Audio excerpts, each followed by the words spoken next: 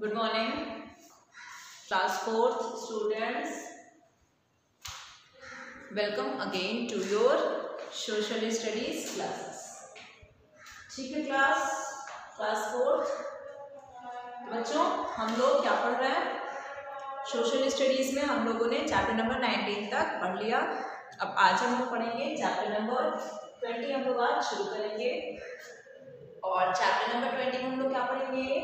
They, THEY they, SHOWED showed, US us, THE dog, WAY।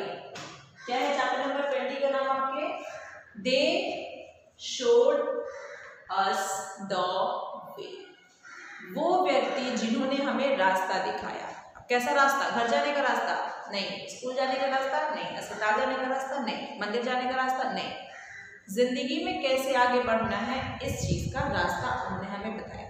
मतलब जो उनकी जो शिक्षा दी गई शिक्षा है, उनकी जो दी गई कहावत है, उनकी जो दी गई वाणियां हैं, वो हमारे जीवन का एक अभिन्न हिस्सा है और वो हमें कहीं ना कहीं बहुत ज़्यादा मोटिवेट करती हैं। हमें एक पॉजिटिव इंस्पिरेशन उनसे मिलता है। और अगर हम अपनी लाइफ में कभी भी ऐसा महसूस करते हैं, कभी भी हमें ऐसा लगता है नेगेटिविटी अगर हमारे अंदर आती है, बुरी सोच अगर हमारे अंदर आती है, तो हम उनकी बातों को दोहरा करके, जो उन्होंने कहा है उनको पढ़ करके, उनको समझ करके हम अपने अंदर मोटिवेशन ला सकते हैं और फिर क्या करेंगे? हम अच्छा से अच्छा काम कर सकते हैं, अपने आप को अच्छा से अच्छा बना सकते हैं, अपने आप को और निखार सकते हैं। चलो, तो चैप्टर नंबर 20 हम लोग पढ़ने वाले हैं कुछ ऐसे लोगों के बारे में जिन्होंने हमें बहुत कुछ सिखाया अबाउट लाइफ, जीवन के बारे में।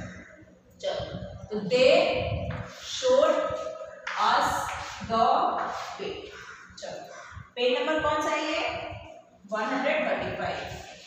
135 इसको क्या बोलोगे? 135। चलो आ जाओ, पेज नंबर 135 पे आओ सब। चलो शुरू करते हैं इस चैप्टर को। They showed us the way, chapter number 20। क्या लिखा है पढ़ लीजिए। There are some great personalities in each country to play a vital role in its growth and development। तो हर एक देश में, हमारे विश्व में जितना भी अलग अलग जो कंट्रीज है, अलग अलग जो देश है, उसमें कुछ लोग ऐसे वहाँ पे कुछ पर्सनालिटीज़ हैं, ऐसे लोग हैं जो कि महानतम, जिनको श्रेणी में हम लोग रखते हैं, बहुत ही ग्रेट पर्सन है वो लोग, क्योंकि उन्होंने अपनी लाइफ में ऐसी चीज़ें अचीव की हुई है जो कि एक नॉर्मल ह्यूमन बीइंग के लिए बहुत ही टफ है उस चीज़ को अचीव करना। ठीक है, और उस तरीके से उन्होंने अपने देश को विकसित बनाया, ग्रोथ और डेवलपमेंट अपने देश में लाया। India too has been blessed with many such people. और भारत भी जो है वो एक ऐसी भूमि है, भारत देश हमारा ऐसा है जहाँ पे ऐसे लोगों की संख्या कम नहीं है जो भारत को, जिन्होंने बहुत कुछ प्रदान किया है। जैसे देयर हैव बीन, वेट, चलो क्या है?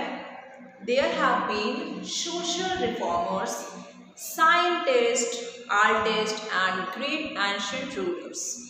All these people have contributed significantly to make our country a great nation। तो देखिए, हमारे देश में सोशल रिफॉर्मर्स बहुत पैदा हुए हैं, जिन्होंने जो हमारे भारत में जो भी हमारी जो संस्कृति थी उनको बचाया, और जो गलत जो चीज़ें थी, जिनको रिफॉर्म्स की ज़रूरत थी, जो गलत चीज़ें हुआ करती थी, जैसे कि सती प्रथा हो गया, है ना। अगर पति मर जाता था किसी पत्नी का, तो क्या होता था, उसको, पत्नी को भी पति के साथ जला करके, उसमें चाहे पत्नी जिंदा रहती थी और उसको भी उसके साथ में बैठा करके मार देते थे। तो ये हो गया आपका, इसको बैन करवाया।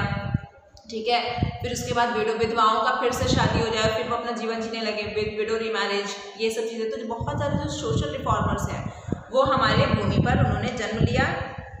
साइंटिस्ट, अलग अलग तरीके के साइंटिस्ट जो बहुत ही ज़्यादा साइंस के उन्होंने फील्ड में बहुत ज़्यादा अच्छा उन्होंने काम किया, जैसे CV रमन साहब हैं, और भी बहुत सारे साइंटिस्ट हैं।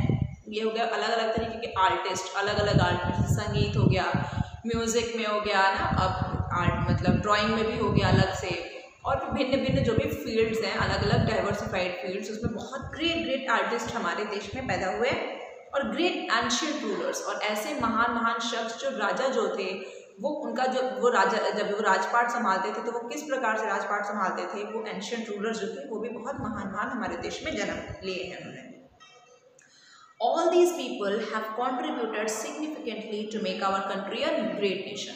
और इन लोगों की ही वजह से आज हमारी इंडिया बहुत कुछ कर पा रही है और हमारे देश को महान बनाने के लिए इन्हीं लोगों का सहयोग बहुत ज़्यादा हमारे देश को महान बनाने में है। चलो, तो सबसे पहले हम लोग पढ़ेंगे सोशल रिफॉर्मर्स के बारे में। पहला क्या पढ़ेंगे? About social reformers.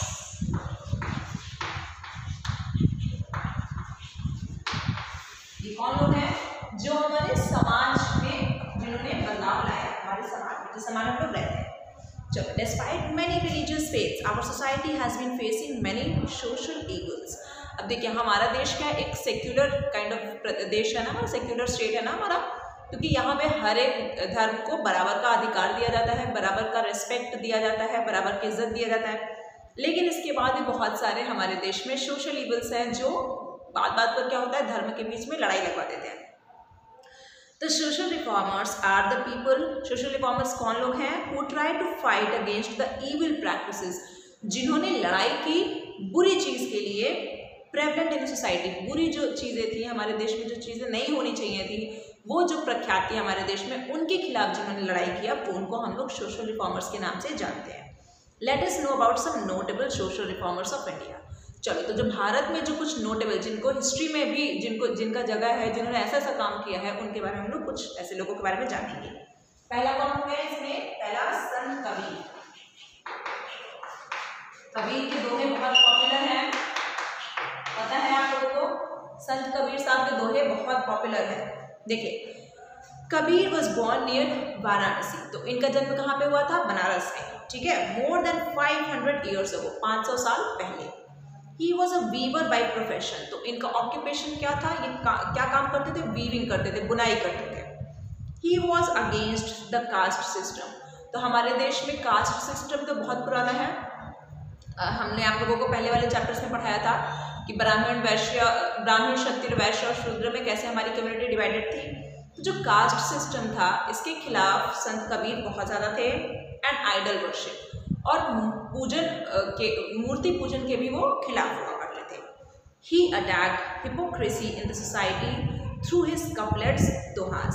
तो ये जो हिपोक्रेसी थी हमारे देश में कि हम अगर मूर्ति पूजन करते हैं तो वो भगवान का पूजन होता है, और कास्ट के हिसाब से लोगों का ऑक्यूपेशन डिवाइडेड होना चाहिए, इन सब चीज़ों को उन्होंने अटैक किया, इन सब चीज़ों पर उन्होंने बोला, इन सब चीज़ों के खिलाफ वो खड़े हुए, और उन्होंने अपने दोहा से वो इन सब चीज़ों के खिलाफ उन्होंने बोला। तो उनके दोहा बहुत ज़्यादा पॉपुलर है ना। तो सबसे पॉपुलर दोहा इनका है, वो कौन सा है? कि निर्मल वाणी बोलिए, मन का आपा खोए, आपको शीतल रहे औरों को भी शीतल होए। ठीक है, तो हमें ऐसी वाणी बोलनी चाहिए, हमें ऐसे वर्ड्स का यूज़ करना चाहिए बोलते टाइम कि जो सामने वाला है वो सुन करके बहुत ही उसको अच्छा फील हो, उसको बुरा ना लगे। ठीक है, और अगर वो खुश होगा तो हम भी खुश हो जाएंगे। अगर हमारी वजह से किसी को तकलीफ नहीं होगी तो हमें अपने अंदर क्या होगा? पॉजिटिव एनर्जी हमारे अंदर आएगी। चलो, तो इन्होंने क्या किया? इनके दोहा बहुत ही ज़्यादा पॉपुलर है। बीइंग एन इलिटरेट मैन, अब ये क्या थे? एक पढ़े हुए व्यक्ति नहीं थे, ये इलिटरेट मैन थे ना, ये इन्होंने शिक्षा इनकी नहीं हुई थी। His preachings are in common man's languages, तो ये बहुत ज़्यादा भाषा के बारे में नहीं जानते थे, तो ये जो आम जनता की जो भाषा है, उन्हीं भाषा में इन्होंने अपने दोहास को लिखा था। ठीक है, He preached that God is one, इन्होंने ये बताया कि भगवान केवल और केवल एक होते हैं। भिन्न भिन्न जो रिलीजियस फेथ जो लोग मानते हैं कि हिंदू भगवान को अलग मानेंगे, मुस्लिम अलग मानेंगे, ऐसा कुछ नहीं है, भगवान सबके एक है। He greatly influenced the भक्ति मूवमेंट इन इंडिया, तो भक्ति मूवमेंट को इन्फ्लुएंस करने वाले उनके लीडर कौन थे? संत कबीर, भारत में। चलो, राजा राममोहन रॉय के बारे में जान लो, बहुत इंपॉर्टेंट पर्सनैलिटी है, सारे लोग बहुत इंपॉर्टेंट पर्सनैलिटी है। राजा राममोहन रॉय, देखो इन्होंने हमारे देश को क्या किया? बहुत ही इंपॉर्टेंट चीज दी।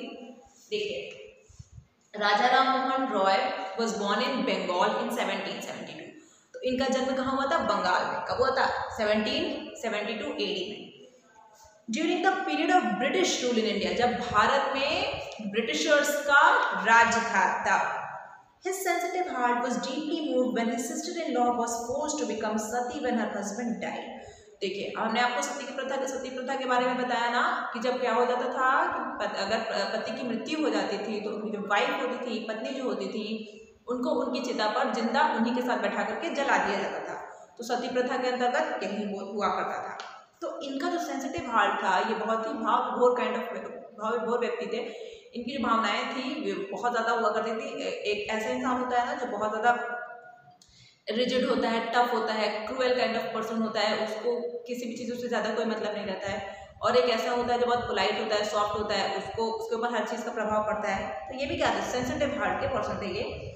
और ये बहुत ही ज़्यादा इनको बुरा लगा, इनका दिमाग बहुत ही ज़्यादा इनके ऊपर बुरा प्रभाव पड़ा जब इनकी भाभी, सिस्टर इन लॉ, इनके भाई की मृत्यु हो गई और इनकी भाभी को फोर्स किया जाने लगा कि आप सती बन जाओ, अपने इनके भाई के साथ में उसकी चिता पर जाकर के अपना प्राण त्याग दो जल करके। Face the fact, Sati was a social custom prevalent in the Hindu society. तो सती जो था वो हिंदू सोसाइटी में एक बहुत ही प्रख्यात कस्टम था। अकॉर्डिंग टू दिस कस्टम, इस कस्टम के तहत क्या होता था, a widow had to burn herself, एक विधवा को अपने आप को जला लेना था ऑन हर हस्बैंड्स फायर, अपने पति के चिता पर बैठ करके। तो ये मैंने आप लोगों को बता दिया। चलो, ही spent his entire life fighting against evil practices. तो राजा राम मोहन राय साहब ने क्या किया, इन्होंने ये जो भी बुरी नीतियां थी हमारे देश में, इनके खिलाफ इन्होंने आवाज़ उठाई और अपने पूरे जीवन इन्होंने इसी चीज़ में लगा दिया, इन चीज़ों को बैन करवाने के लिए, बंद करवाने के लिए। जैसे कि सती प्रथा को इन्होंने हटवाया, चाइल्ड मैरिज, जो बाल विवाह था, बच्चों की शादी कर दी जाती थी, उनको अभी बुद्धि नहीं होती है कि क्या करना है लाइफ में, बड़े होकर के कैसा प्रोफेशन उनको चाहिए, पढ़ना है लिखना है, नहीं, बचपन में ही शादी कर दिया। तो चाइल्ड मैरिज को इन्होंने बैन करवाया। और कास्ट सिस्टम में भी जो भेदभाव होता था छोटे लोगों के साथ में, छोटे कास्ट के लोगों के साथ में जो भेदभाव होता था, इसको भी इन्होंने बंद करवाया। ही फाउंडेड द ब्रह्मो समाज, और ये फाउंडर थे ब्रह्मो समाज के। तो ये बहुत ही ज़्यादा इम्पोर्टेंट व्यक्ति हैं, बहुत ही फेमस पर्सनालिटी। चलो, सर सैयद अहमद खान पे आ जाओ। देखो ये कितने इंपॉर्टेंट आदमी हैं, इन्होंने क्या किया देश को, सर सैयद अहमद खान।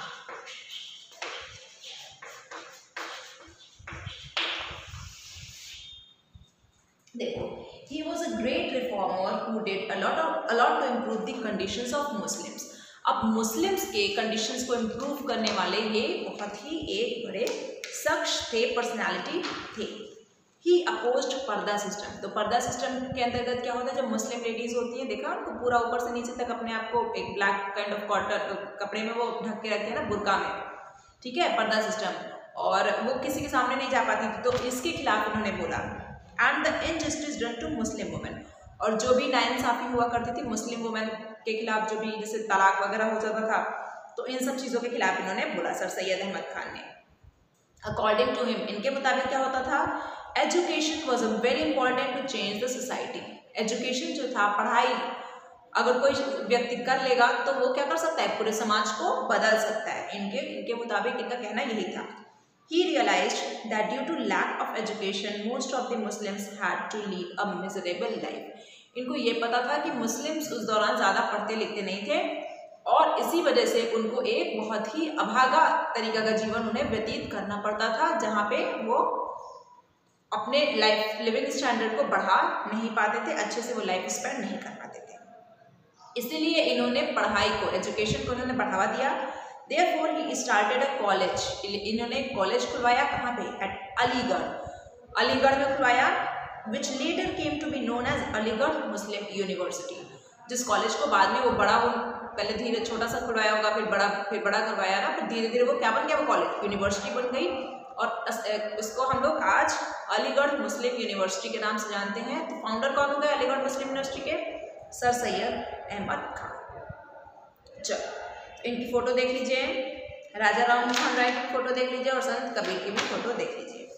चलो, अब रमाबाई रणाने, ये भी एक बहुत ही इंपॉर्टेंट सोशल रिफॉर्मर हैं। इनके बारे में भी आप लोग बहुत अच्छे से जान जाओ। कौन है, रमाबाई रणाने। देखो ये एक लेडी है ना,